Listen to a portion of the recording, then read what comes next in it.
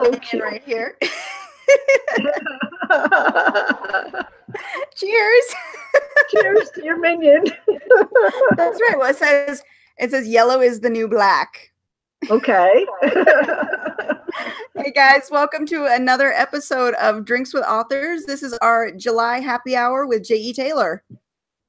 Hi, Katie. And I've got my little vodka, cranberry juice, and orange juice drink here. All right. So cheers. Cheers. So we got a lot to talk about this week. There is so much going on. I think everybody knows that it is San Diego Comic-Con week, which means there's tons of media going on right now. Lots of talk about what's going on with the Marvel movies. What is it? The MCU.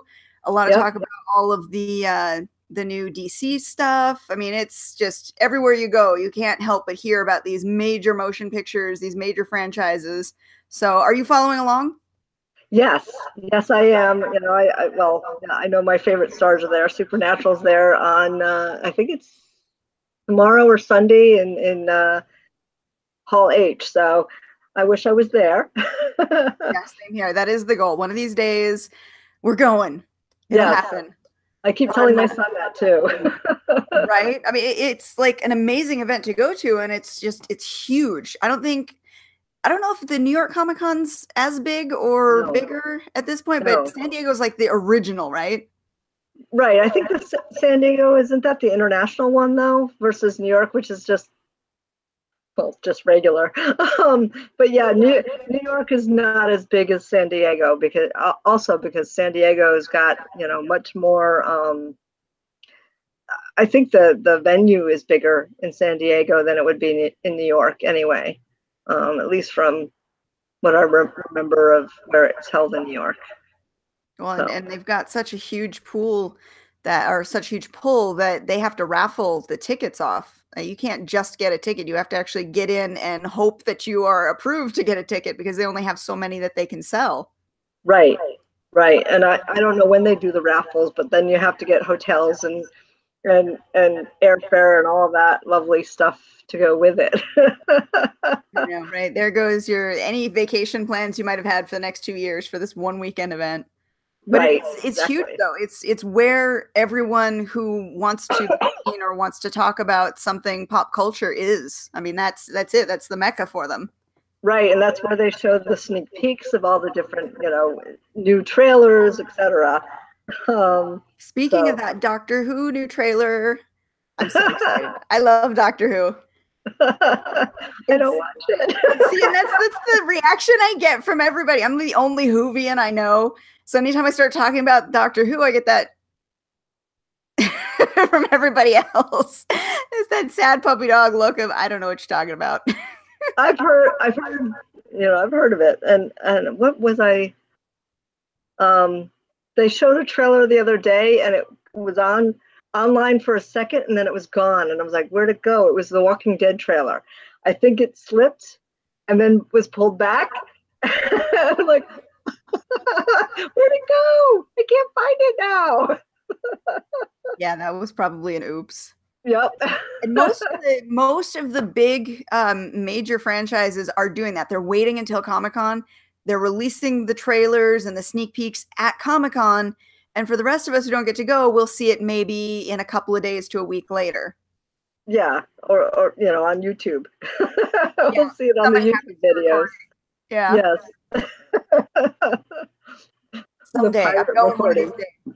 I promise I will go. I keep saying 2021 to my son because that's when he graduates. Not too far off. Yeah. Now, the big news though is we're talking about all of the big franchises are there. Marvel doesn't have anything going this year. I mean, they have their TV series stuff that's on Netflix, but they didn't show up to do like a big Hall H panel this year, and that's kind of weird. Right. Well, I think they're keeping their cards close to the vest for the release of Avengers 4. So, I know that Ant-Man and the Wasp just came out and had some serious, Easter eggs in it for the next show. At least that's what my son said last night. And then what do we have? Captain Marvel's coming out too. So that's another Easter egg that we saw at the end of Infinity Wars. So I think they want to keep some of it close and wait But until. I hesitate with that. I mean, I get it. They're the huge player, but we've talked about marketing many times on Spilling Ink. If you're not doing the marketing, you're going to suffer for it. And look what just happened to Star Wars. I think they really shot themselves in the foot with Solo because they didn't market it well enough. They just banked on it being a Star Wars film and it was going to sell, and it didn't. Is Marvel making the same mistake? Are they waiting until later to start promoting for something that they feel is just a shoe-in? And what if it tanks? True. I know. Well, I didn't hear much about Infinity Wars right up until what, 6 months beforehand. I want to say they had a lot of little teasers, but then again, Marvel always has the end of credit scenes that tease into the next. So they are always kind of seeding everything. And they did do that at the end of Infinity War, and they did do that at the end of Ant-Man. So they have been seeding it. But I think the major media buzz, though, with as many blockbusters that are out, and especially with Marvel and DC being the huge ones, they're always going toe to toe. They've got to make sure that they stay on top. And I think it's not good for them to not have that appearance at such a major event. I would agree. Unless they're filming. That's the tough thing. If they're already in contract, and I hear you though on everybody frees up this weekend if they can.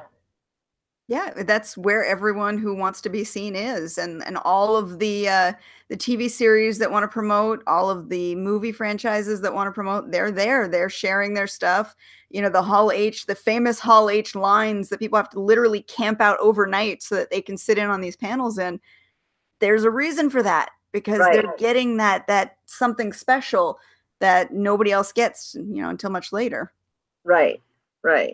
Well, yeah, Game of Thrones is in the same boat. They opted out of this year too, probably so they could have like a farewell year next year. I don't know, possibly. That shocks me too, because Game of Thrones is HBO's big pull. There's been some statistics that came out that said during the season that Game of Thrones is out is HBO's biggest moneymaker for subscriptions, and then people opt out of their subscriptions after that. Right.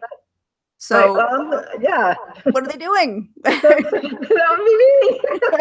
I know, I'm guilty of it too. I opted in and then I opted back out again. It's, I buy for when I'm going to watch it. Right. Exactly. So, yeah, I don't know what they're thinking. And maybe they have a strategy. I would hope they would have a strategy and not the Star Wars strategy, because I think they're going to build up the buzz after Captain Marvel comes out. So I don't think Marvel comes out months before the next Avengers. I mean, it's like the space between Black Panther and Infinity War is what we're looking at between Captain Marvel and Avengers 4. It's not a big gap. Okay. I did not know that. Yeah, it's a really close gap.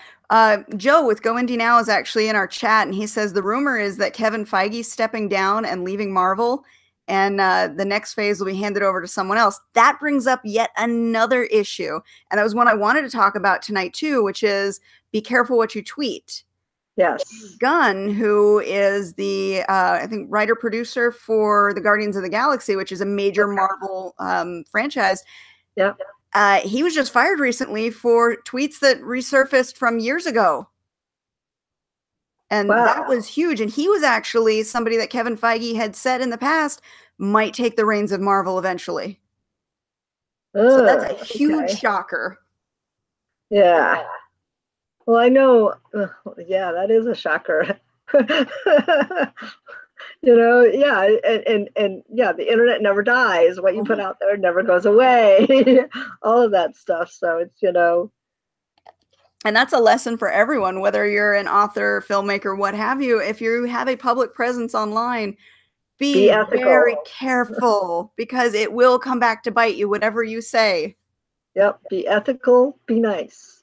And if you have something that is not nice to say, either keep it to yourself or find a way to say it that's not going to bite you in the ass. Yeah.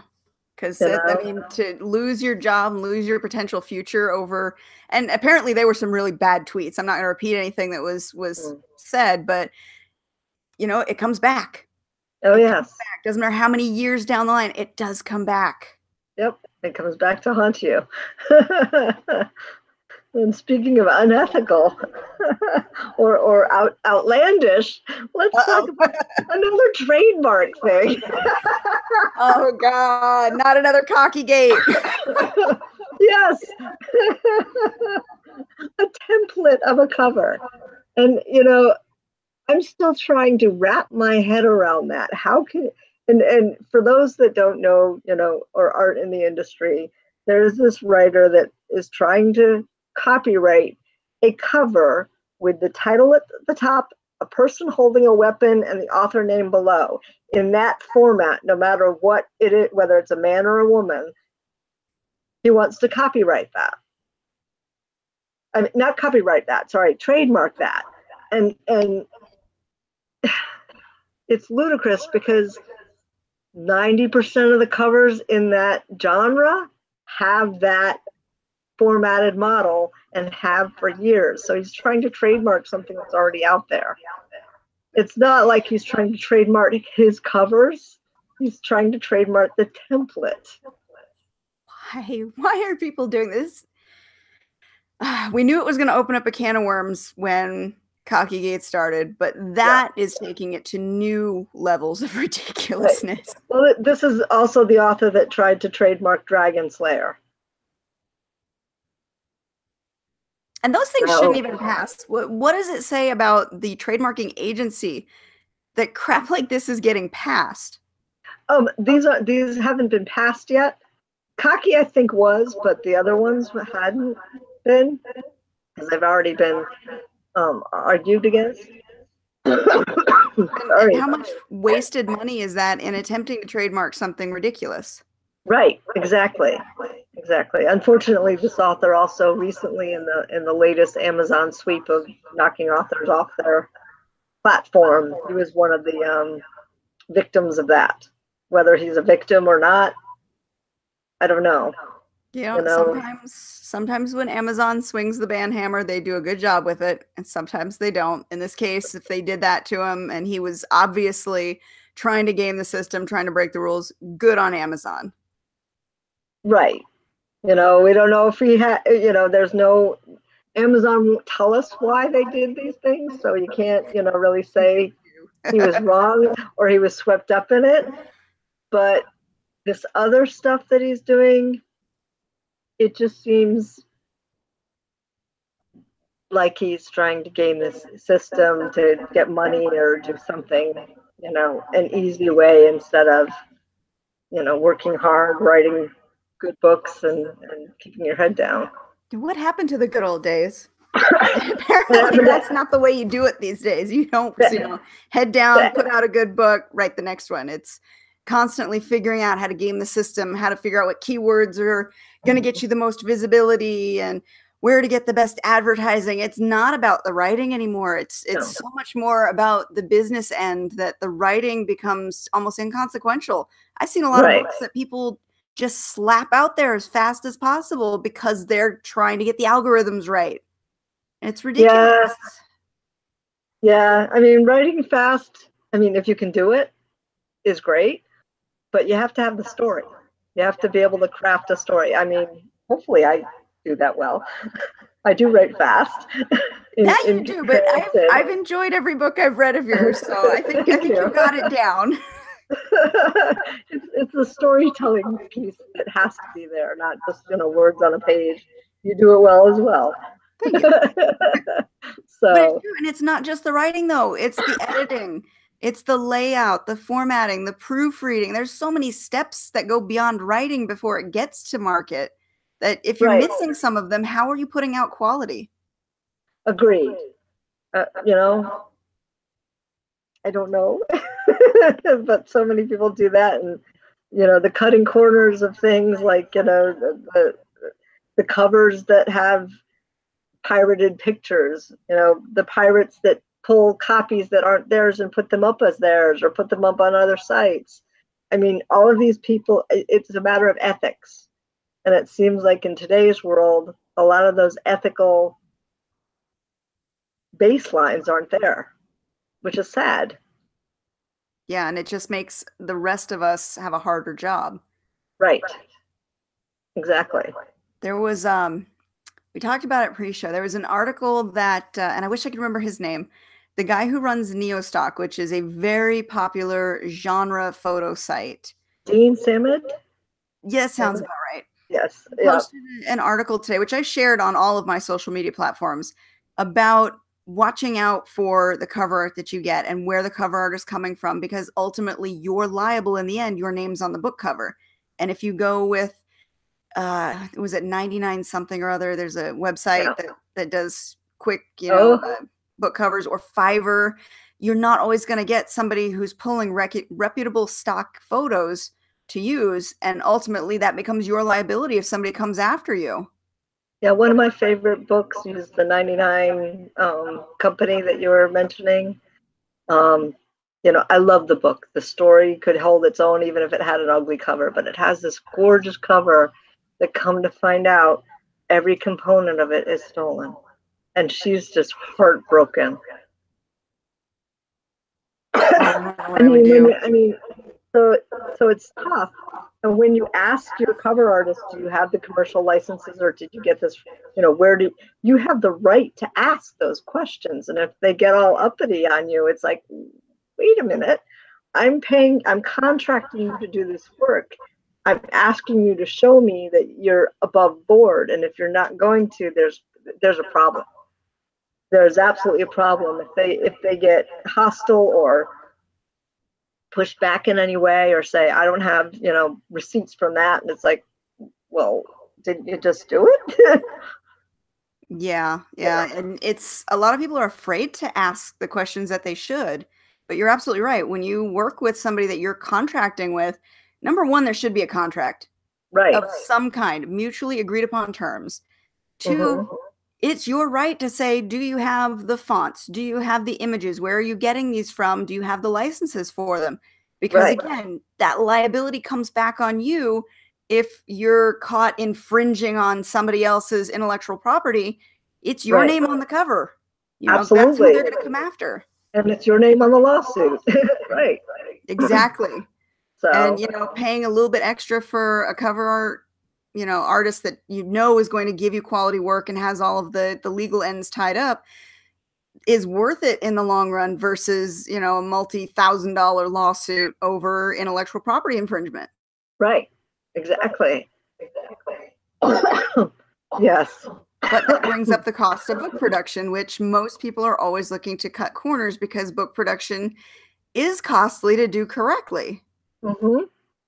Yes, and not all of us have the talent on, Photoshop or GIMP, which I use, to really get it out there and get it the right cover. Yeah, most, the homemade covers, if you've gone and got the stuff, unless you're a graphic artist or something like that. I did it in the beginning. It was sad. It was, I had some of Jimmy Thomas's photos, which, he's a gorgeous cover artist, cover man. And I did my own covers with him, and they were passable, but didn't do the stories justice. Not today's movie. No, exactly. So, I made my mistakes. As you do. I mean, yeah, it's a learning curve. And even when you think you've got it right, you find out there's a better way to do something or a newer way to do something. So you're constantly learning new things. Right. And I didn't want to study and take the time away from writing, when I have so little time between my day job and, at that time it was raising kids. And my husband said, well, how much is a cover? Well, how much is Photoshop? How much is this? Where is your time best suited? I'm like, good question. Right. And then in the long run, it becomes more cost effective at times to say, yes, I'm going to hire this cover artist. I know they produce quality work, and I don't worry about the cover. And they know the genre. So that's the key, because I'm just slapping something that I think looks pretty, but it really looks, yeah, amateur. And I know it's amateur hour. I don't know. I've seen some good amateur covers though. Sometimes they're just adorable, and you're like, yeah, you could tell they did it themselves, but it's cute. I like it. Yeah, well, not mine. Well, hell, even when you pay for a cover, sometimes after a while you're like, this just didn't hit the mark, and you have to redo it again. I've done that with a few of my covers where I've had to go back and say it doesn't fit the genre. As much as I love this cover, I need to go back and find somebody who knows the genre and work with them. Right. And it does make a difference. Yeah. People still judge. Oh, yeah. I agree. So, But back to the scamming issue, too. I don't know if you heard, but, and I just saw this in passing on Kindle boards today, in fact. But Mark Dawson had posted that there is a rumor going on that Amazon might be removing anthologies and omnibuses from Kindle Unlimited bonuses, which I think is a great move on Amazon's part. Yeah, I mean, as somebody who's been in the bundles before, it would kind of hurt. Well, we actually did make a couple All-Star bonuses in the beginning, in some of the early ones. So it was really nice, but it doesn't really, it's not a fair competitor in that market, rather than individual books. Even if you, put a collection of your books together, I still think, again, you're right. It should be based on the individual books. Well, and that's the thing. If an author wants to make money and be in Kindle Unlimited, there's no problem with that.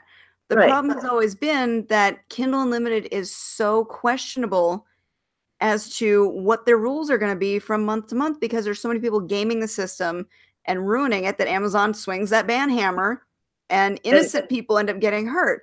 So the latest issue was the book stuffing issue, where you had people basically maxing out their book at 3,000 pages, which is the current Kindle Unlimited cap for books, so that they could get as much money for each of those book reads as possible.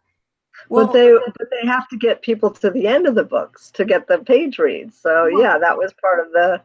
Yeah, and they still do the weird linking thing where they, will click here for an extra or a sample or some kind of deceptive language to get people to click, and it goes to the end of the book. It reads as a full read, and then bam, they've got 3,000 page reads right there on one book. And as they're doing that, they're gaming the system enough to get these all-star bonuses, which are more than $10,000. Yes. That's crazy to be bonusing one person just because they've gotten good page reads one month. And most of the time, it's the people who are gaming the system, not the legitimate authors who are getting these page reads. So if we remove all of these inflated books out of that system, that's step one in the right direction. Now, step two is probably going to sound controversial, but I think they need to get rid of the all-star bonuses altogether. Leave that money in the pool for the other authors. That way you get more per page read than, just bonusing a few people extra or more $1,000. Everybody's on level, on equal playing field then, in that case. Enforce the caps and actually lower the caps too, for all I care. If you max out at 1,000 pages and you're just using singleton books, we're not talking about omnibuses or anthologies, just singleton books, 1,000 pages is a huge ebook.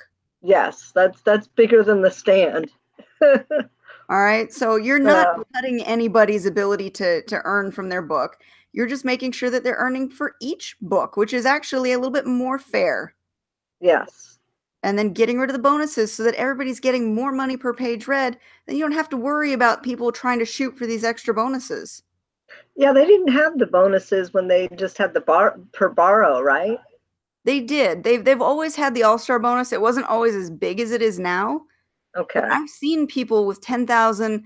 I think I saw a $21,000 bonus check. It's ridiculous. Right. That's money that could be going into other authors' pockets for getting fair amount of page reads. True. True. I know one of the, one of the first box sets I was in did get the All-Star bonus, I think from England. from the UK one. So that was kind of nice for all of us. But I see the point. It's like, okay, you know, I have all of these authors in this set.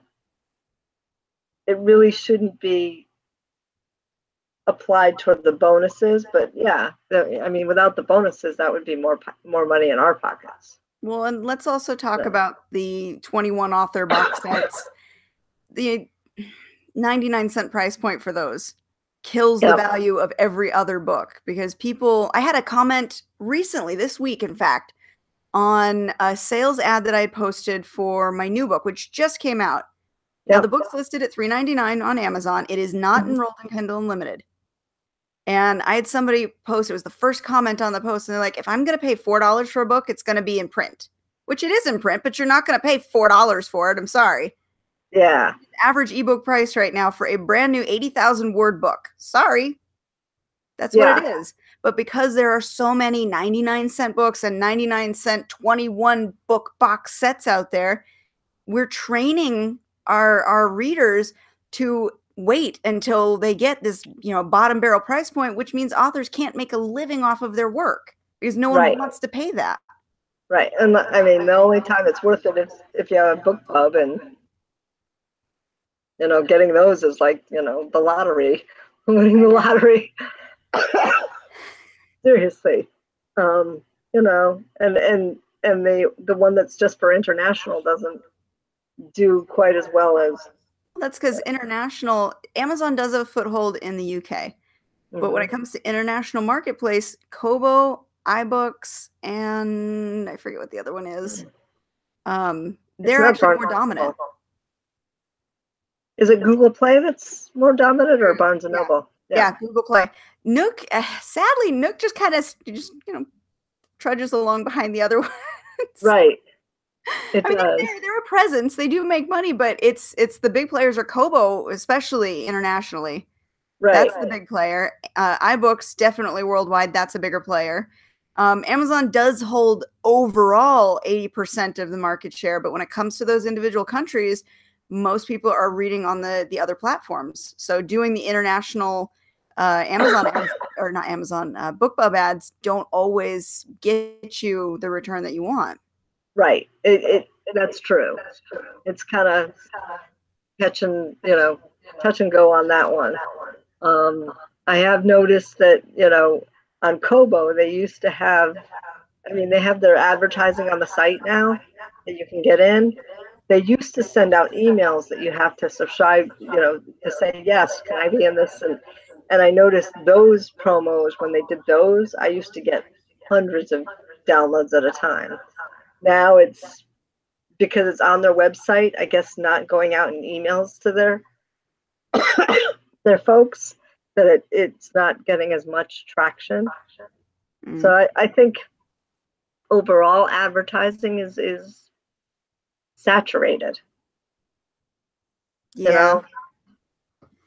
It's almost like we need to see something reset, because we're getting too big. It's too easy to publish. So there's so many people out there slinging books, basically. Yep. And all of the advertisers are constantly upping their game.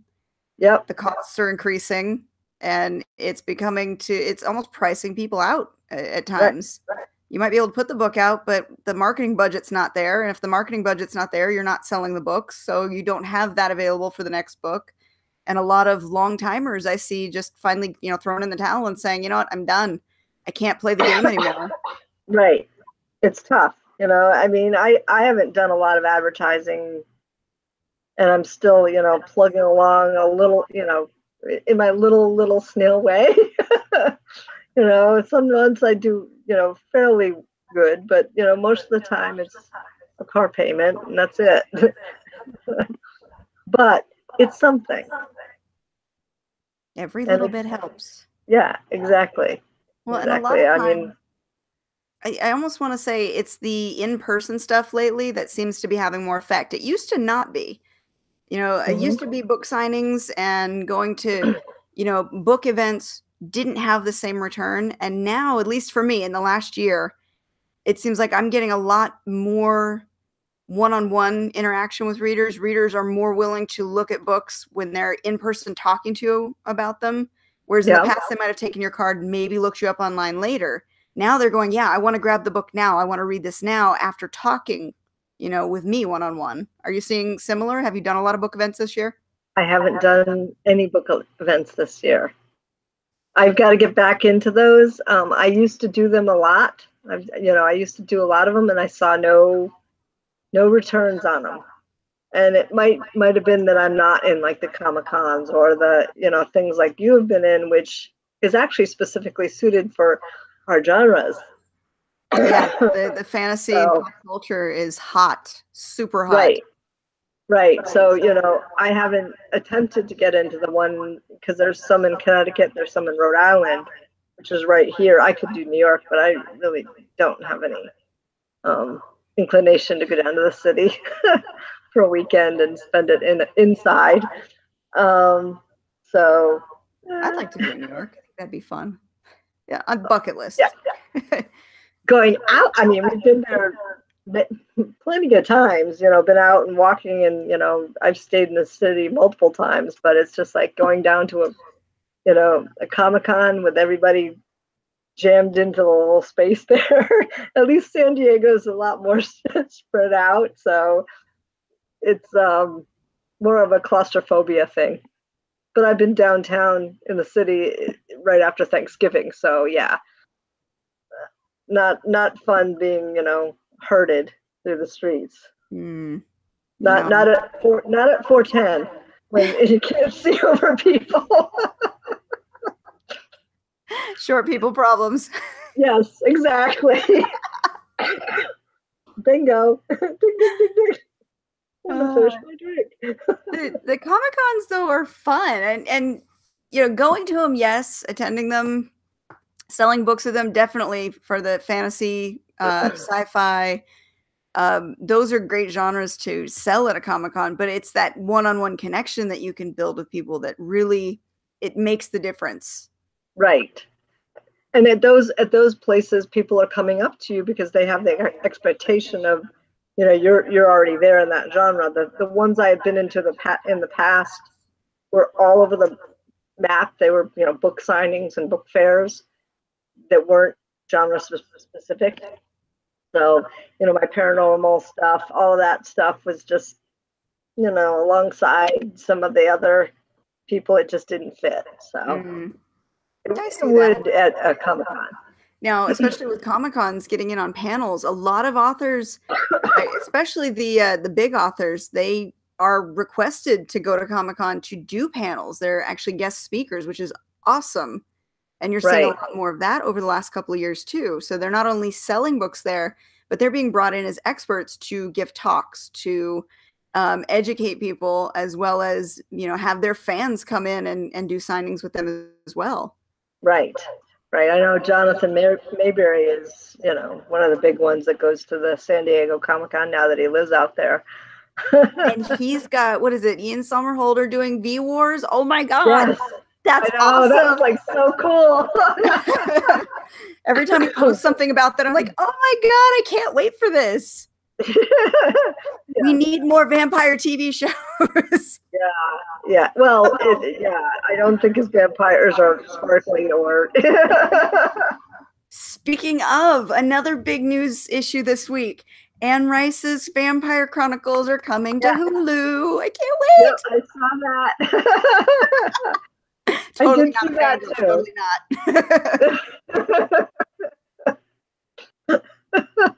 I'm so excited. I can't even contain myself when I heard that they're actually doing it, because there was rumors a couple years ago of Jared Leto taking on the role as Lestat, and they were going to do another film series. I was like, oh, this will be awesome. I can't wait to see it happen. And then it just faded into the distance. Nobody heard anything about it at all. And now suddenly there's this big just media push. I saw it on every major site. Anne Rice is bringing it to Hulu. Holy crap. Which is great, which is really good, So I have Hulu. I know, me too. I'm like, I don't have to worry about it. I've got my subscription already. Although, again, if an HBO were to do that, I'd subscribe just for that season and get it, so I could watch it. Exactly. And that's what people do. And that's why those Comic-Con events are so big, because those big announcements get people excited. Yeah. Yeah. I mean, especially if you can get a sneak peek of something. Mm-hmm. You know, I'm wondering if they just announced it. So I don't know if they'd have, well, I thought he was up there for some filming up in, not Vancouver. What's the one? Toronto. Like, what's the one we landed in? Toronto. Canada's so big. Where is it again? Yes, it's over the Great Lakes. So, but they're filming in Toronto. So for that one, not Vancouver. That's so awesome. I can't wait until it comes out. And kudos to him. I love seeing authors get their books optioned and turned into something special. Absolutely. Well, he does all the Marvel comics too. So I know he does some of that stuff on the side. So, you know. It's always, who you can get that, Right. that foot in the door. It's not only quality of work, but it's also the connections you make, which again, going to those events, you make connections. Right. Exactly. Exactly. Yeah. One of our guests from Spilling Ink a couple weeks ago, he's actually in San Diego right now. He was doing a panel about getting media coverage, and he's been posting all over Facebook about his exploits while he's out there in Comic-Con land. And, I'm talking with him about getting him onto a panel that I'm trying to get organized at Vegas's upcoming Comic-Con. It's all about that networking, because, you work with people, you make those connections. If they hear something, they let you know. If you hear something, you let them know. Absolutely. Share and share alike, and everybody becomes better because of it. When is the Vegas Con? It's the end of September. I want to say it's like the 28th, and it's put on by the same people who do Phoenix Comic-Con. Okay. So what I'm hoping is, if I can get this panel put together and, do a good job, show them that I can do this, that I can work my way into getting something at Phoenix next year. Because I go to Phoenix every year regardless. I'd love to get more involved with doing the panels and, showing up as an expert, maybe even bringing Spilling Ink to Phoenix and doing like a live show there. It's that exposure, and that exposure gets people to see you and to make more connections with you and see your books. Absolutely. Absolutely. Small little baby steps. Yeah, I have to sign up, I think, for the Rhode Island Comic-Con and see if I can at least get a booth and start that way, because that's the way you started, right, with the booth, and then went on. I still do it. I still go and I get the booth, and then I try and talk to them about doing something beyond that, and it doesn't always work, but when it does, it's great. Yeah, I know Ty Drago had said, now that I'm an editor for Allegory, I could use that as almost a press pass and go in and write stories for that, but I haven't done that yet. Actually, tomorrow on the regular Spilling Ink show, we're going to be talking with Jason about what he's doing, because he's actually using Spilling Ink as his press pass to get out to some of the Comic-Cons in Michigan. I can talk. That's okay.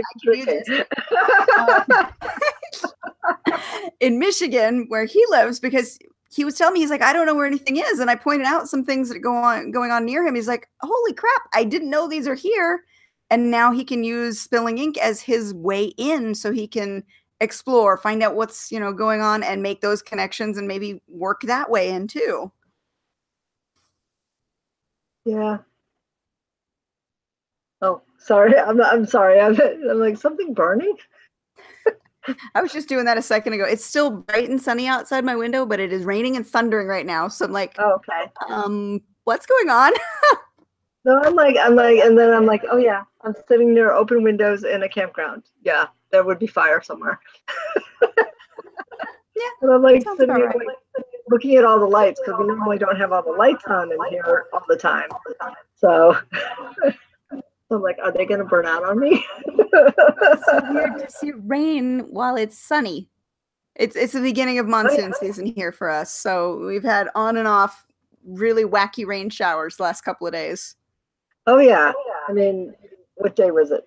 Tuesday. I was sitting at my out where I was last time, and I'm sitting there, and I'm like, all the windows are open, and I'm hearing this rumbling, and I'm like, that's not like thunder, is it? And I turn around and the sky behind us is completely black. The sky on this side is completely blue and sunny. I'm like, I better shut the windows, especially I'm sitting in an aluminum room with computers all around me. This is not cool. Yeah, that could be a problem. Yep. Oh yeah, and then the rains came while I was on a conference call, and somebody's like, "What is that noise?" I'm like, "It's rain on an aluminum roof." That's a great sound, though. It really It is. is. It really is. Except when you're trying to sleep, then it just is loud. Yeah, I get that. But yeah, We don't ever see rain, so when it like rains like this, when monsoon season hits us, everybody's at their windows going, "Oh my God, what is this falling from the sky?"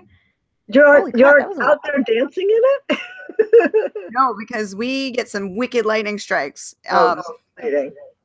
Yeah, they post videos of like the lightning over Vegas the other day, and I was like, "Holy crap, it was that bad." All I was hearing was constant thunder. But yeah, apparently we get some really wicked lightning strikes, and I Nice. won't go anywhere near the outside if I see lightning. Yeah. Yeah. Well, And we get those. When we got back home on Tuesday night, we had no power. That's always lovely. You know, we're sitting in the driveway pushing the button for the garage door. It's not moving. Aw. So, but we Knock have a on whole wood. house. We have a whole house generator, so at least we can use the water and have some lights. And we have the fridge on, and we have it rigged that if we're out of power for any length of time, we actually bring up a cord and plug the cable stuff into it from downstairs and internet, so we can have internet. The important stuff. We don't need a refrigerator, but our internet's going to work, damn it. Yes, we need internet. We need, our television works, our wood stove works, so the major things, because, we've had winter outages for 3 weeks before. Was that thunder? That was thunder. Yeah. And then I heard my kids downstairs going, "Oh my God. Okay. It's bright and sunny. I'm looking out my window right now. Yeah. I've got rain just pelting the window behind me. It'll do that though. It'll blow through so quickly. And that's why we get a lot of flash flooding, because our ground is so hard packed. It doesn't absorb the water. It only takes about 10-15 minutes and the streets are rivers. Wow. And it comes through that fast. And then goes away that fast. Mm-hmm. Interesting. Yeah, I love monsoon season. It's crazy. And there's always these ads all over TV, on the radio, about, not driving into flooded waters. We have to tell people this now. Yes. Because people will, and they'll flood out their cars, and you end up with just intersections of traffic, just cars aren't going anywhere, they're dead, and they're floating away. Yep. It's like, bye-bye. Yep. Oh my God. Can you hear it? Yeah, a little bit. It's like rumbling. It's like my stomach when I haven't eaten all day. I mean, it sounds like it should be like pitch black outside right now. Like there should be tornadoes going on. It's nasty loud right now too. And it's still bright and sunny. Nice. Well, it's Nevada, right? Yep. So what else are we going to talk about? We talked about, we talked about Comic-Con. We talked about covers. What else were we going to talk about? Really should write this stuff down. I know. And when you it's all gone. So. It's empty. It's all gone. So yeah, when you do that, you tend to like ramble and forget. We talked about ethics. We talked about the lovely trademarking, and maybe we should talk about what we really should trademark. Okay. Let's think about this from a different standpoint. What as authors should we trademark? I haven't trademarked anything. I probably should trademark jet fuel fiction, but I just You know, I have my own little logo and everything, but I'm like, brand, yeah, you could trademark that. I mean, I hesitate when it comes to trademarking stuff because it is kind of a touchy subject. You could trademark, I think, specific series title as it applies to you. like the Ryan Chronicles. Yeah. Yeah, but that's even that's kind of you But know, because you couldn't trademark Chronicles. right, It would have to be that specific series title, right, I think, in order to be a legitimate trademark. Because that's what you're trying to do. You're trying to protect your brand, intellectual property. You're not trying to go after other people who use common phrases, right, which is what right, the whole cocky gate thing was, started over anyways.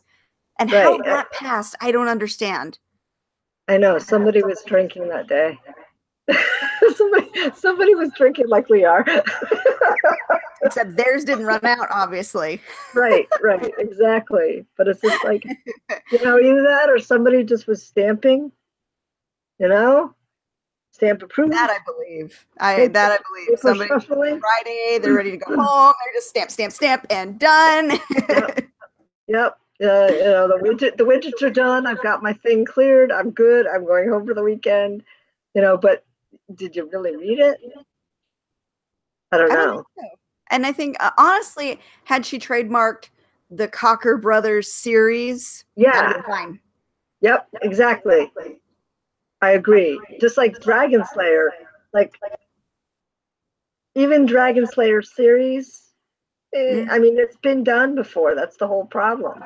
Yeah, that's Not new. well, and you have to ask yourself this: is it really worth trademarking? Is it that special? If it's a title, it's a title. I Right. mean, you're No. talking about a few words mixed together.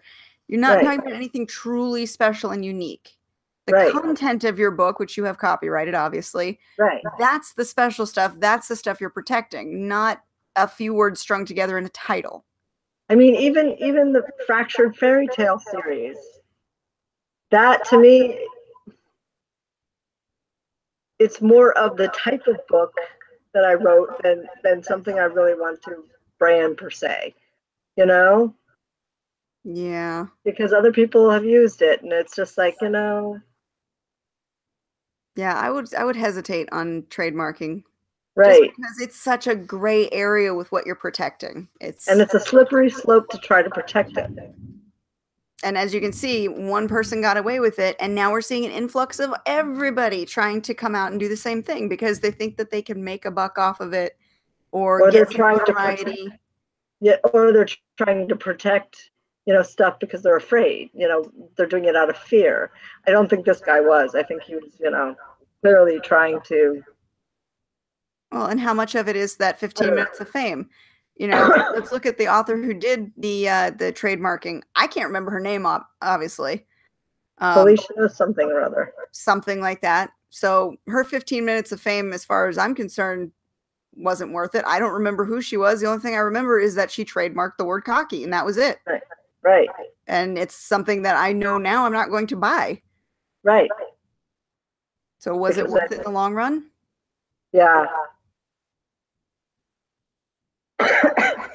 Yeah, I have no idea about this one, this new one. I hope it gets stopped in its tracks because the composition of a cover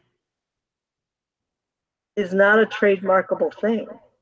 No, and that template is so basic.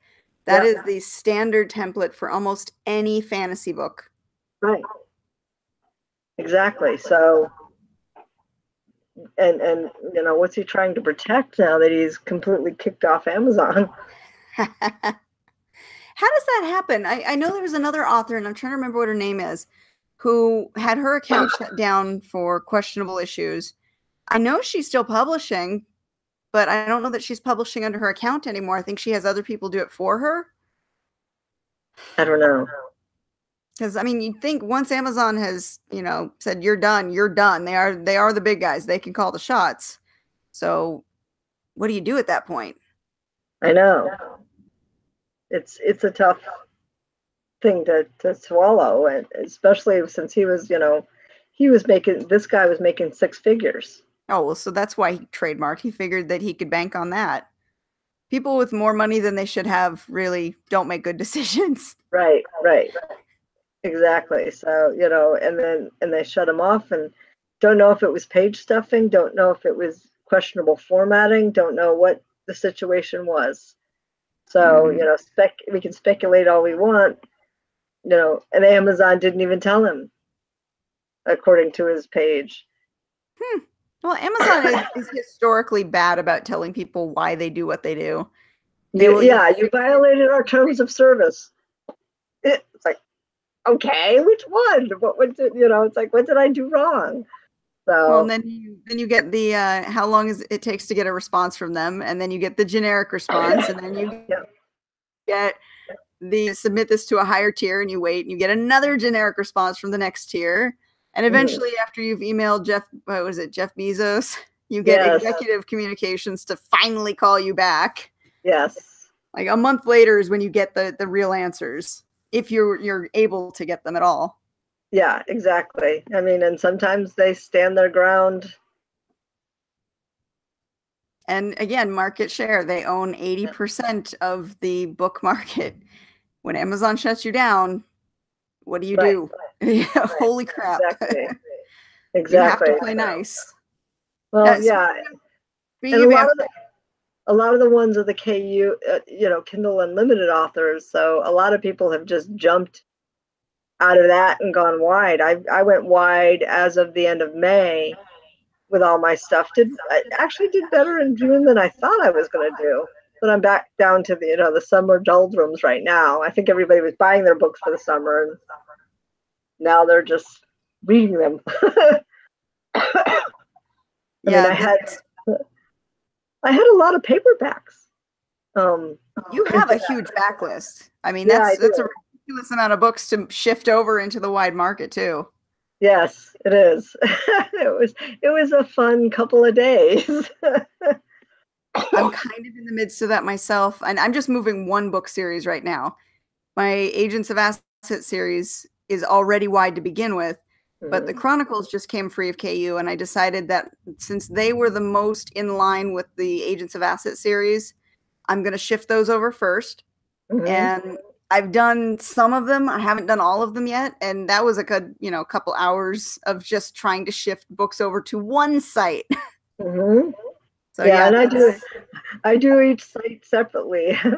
So it's like, okay, and then I have the spreadsheet of all the links, and I actually did a analysis of KU reads versus wide and the costs of everything, and I ended up having 3 books that were worth it in Kindle Unlimited for the pages out of my 45, and I'm like, versus sale versus that, and I'm like, it's not a tit for tat though, but I'm losing this much every time somebody borrows it as opposed to buys it. So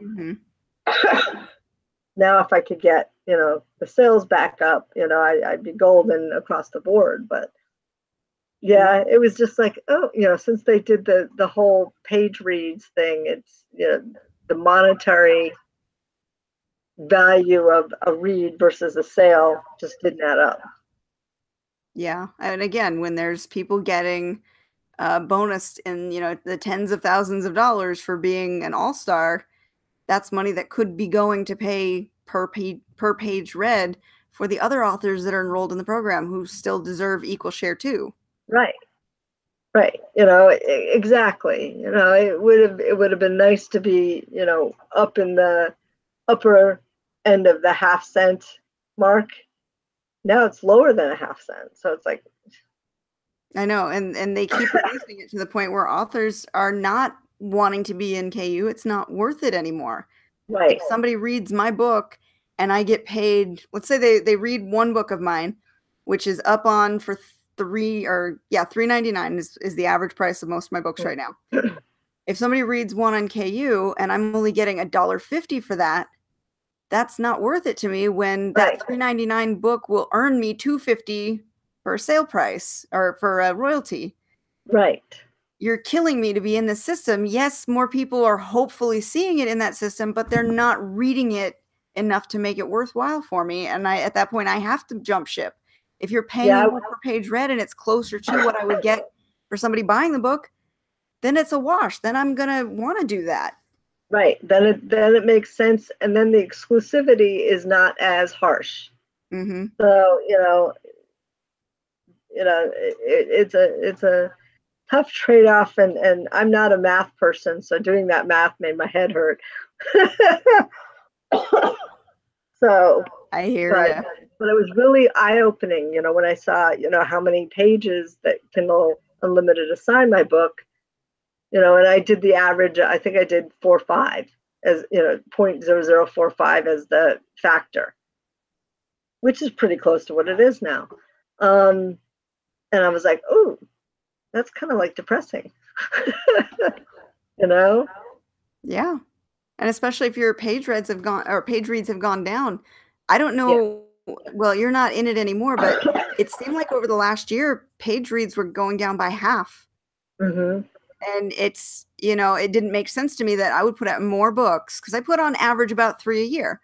So if I put out more books and they were all in Kindle Unlimited and my page reads have gone down and my pay has gone down, why am I staying in this system?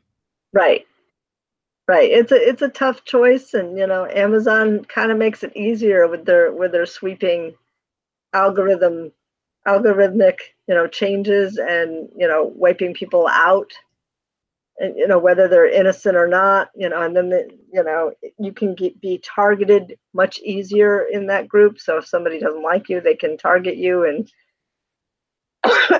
complain to Amazon, and Amazon shoots first, then asks questions or looks at things later. So, that's part of the problem.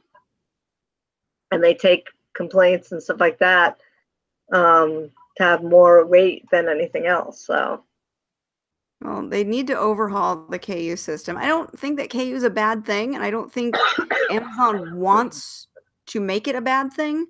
Right. I think that they're constantly trying to. They're trying to stop the scammers, incentivize authors, but they're not doing them equally, which is why I think, get rid of the All-Star bonus, because it's an unfair incentive. Only a few people are ever going to get those bonuses. So stop with that. Pay your people on a decent page read, if that's the system that you're going with. Right. Limit the page reads on books so that you can avoid the people who are stuffing. Yeah. And you make it a little bit more fair and a little harder for the scammers to game the system. People are going to be happier. Of course, we'd all like them to stop with the exclusivity clause, because no one likes that. Right. And honestly, a lot of the readers I've talked to, they've told me that they're not in Amazon or in KU anymore because the books that were in KU aren't that great. Right. They're looking for a wider variety, just not offering it to them. So they're not paying for KU anymore. They're buying books outright. Right, because they're seeing the scammers and the crap that's being thrown in there. Exactly. So the system as it is needs work, but Amazon has to be willing to listen to the authors that are giving them the material, when they decide these changes. Exactly. I mean, I could see they're thinking, well, if authors are telling me to change this, it's not the readers that are telling me. So but the Kindle Unlimited, if the subscription share goes down, that should be a glaring picture. Yeah. That should be something that they can see tangible results. My subscriptions are going down. How do I get those back up? With all these scammers. So I know they're trying to do something, and it's not always easy to come up with a technological solution to clean out the weeds. It can eventually be done. There goes the thunder again. Yeah, I heard that one. It's getting darker now too. Like in the last few minutes, it's gotten really dark outside. Well, it's about time anyway. So I think it is. We save your laptop. From a surge. Well, hopefully next or not next week, sorry, next month we'll have an equal number of good topics to discuss because I really think that we've got a fun topic, and show that we're doing now. I like this. It's a lot of fun. Yeah. So for those who are watching or who will catch the broadcast later, we're going to be doing Drinks with Authors once a month, third Friday of every month. Look for me and J.E. Taylor and whoever else we can wrangle from the Spilling Ink crew to come in and talk about this month in publishing. Thank you all. We'll see you guys next month. And also make sure to check back on Saturdays for our weekly live Spilling Ink show. Bye, guys. Bye. Oops.